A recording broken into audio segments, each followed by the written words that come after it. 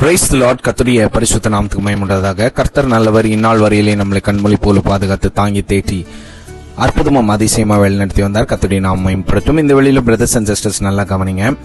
என் வாழ்க்கையில சில காரியங்கள் தடையாகவே இருக்குது அப்படின்னு சொல்லி கொண்டிருக்கிற பிரதர்ஸ் அண்ட் சிஸ்டர்ஸ்க்கான வார்த்தை நல்லா கவனிங்க. உங்க முன்னாடி ஒரு உண்மை சம்பவத்தை கொண்டு வர விரும்புகிறேன். யாத்ராகமம் 14 அதிகாரம் 22 வசனம்.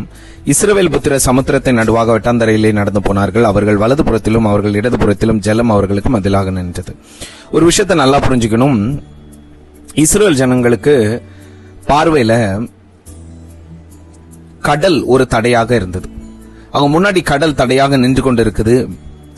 தேவன் காற்றை வர பண்ணி கடல் நடுவே வெட்டாந்தரையை உருவாக்கி அவர்கள் வலதுபுறத்திலும் இடதுபுறத்திலும் ஜலம் அவர்களுக்கு மதிலாக நின்று இப்ப அவங்க நடந்த அக்கறைக்கு போய் சேர்ந்துட்டாங்க.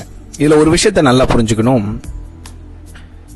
எந்த கடல் இஸ்ரவேல் ஜனங்களுடைய பார்வைக்கு ஒரு தடையா இருந்ததோ அந்த கடல் கர்த்தருடைய பார்வையில ஒரு கடலாவே தெரியல, அப்படின்னா தடையாகவே தெரியல, ஒரு ஜலமா தான் தெரிஞ்சு, ஒரு தண்ணியா தான் தெரிஞ்சு.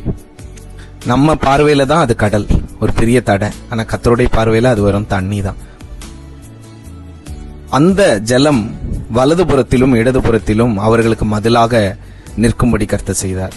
உங்களுக்கு தடையா இருக்கிறது எல்லாத்தும் உங்களுடைய பார்வையில பெரிய ஒரு தடையா தோணலாம். ஆனா கர்த்தருடைய பார்வையில அது ஒரு பெரிதான ஒரு விஷயமே கிடையாது. எப்படி பாத்தீங்களா? இஸ்ரவேல் ஜனங்களுக்கு அந்த செங்கடல் ஒரு பெரிய தடையாய் வந்து நின்றாலும் கர்த்தருடைய பார்வையில் அது ஒரு தோன்றுச்சு. அதனால அநேக நேரத்துல நம்ம இந்த தடைகளை நினைச்சு நம்ம சோர்ந்து போகிறதோ, என்ன செய்ய ஏது செய்கிறதுன்னு தயங்கி நிக்கவோ கூடாது. கர்த்தருடைய சமூகத்தில் ஒப்பு கொடுத்துட்டு கர்த்தர் பார்த்துக் கொள்வார்னு அவரை மாத்திரம் தொடர்ந்து நம்மளுடைய ஜீவியத்தை பண்ணுவோம். அவர் பார்வையில உகுந்த ஒரு உண்மையுள்ள ஜீவியத்தை பண்ணுவோம். நம்மளால முடியாது, அவருடைய பலத்தை கொண்டு நமக்கு உண்மையாய் ஜீவிக்க, உண்மையாய் ஒரு வாழ்க்கையை செய்ய நமக்கு கர்த்தர் கிருபை பாராட்டுவார். God bless you.